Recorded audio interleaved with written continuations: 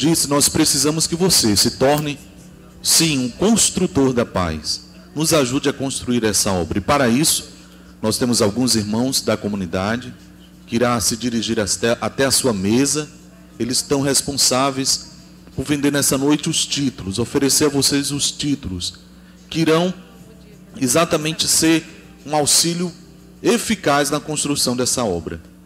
Então, os irmãos irão se dirigir às mesas, e aqueles que durante a noite for desejando, certo? Ainda for pensando, estiver aí com a família, com os amigos querendo aderir à obra, você pode também se dirigir a um deles, que durante a noite, durante todo o nosso jantar, estarão aqui à sua disposição. Também, se você quiser algum esclarecimento, você pode procurar algum deles, certo? E eles irão dirigir vocês à pessoa certa, ao Leandro ou ao seu Luiz, que possa assim poder dar uma maior orientação e instruir você quanto à aquisição dos títulos. Enquanto isso, os nossos irmãos da comunidade irão tornar a nossa noite ainda mais agradável, também com a sua música.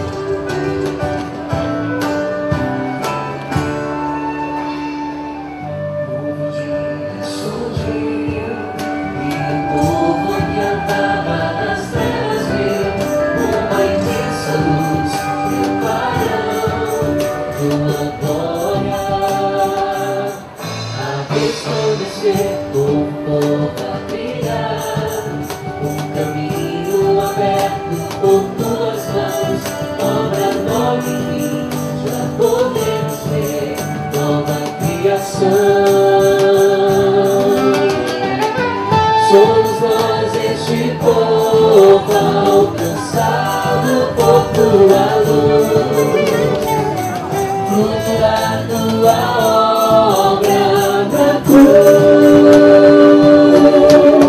O Senhor nosso Deus, que merece o gosto do nosso amor, é o Rei que venceu.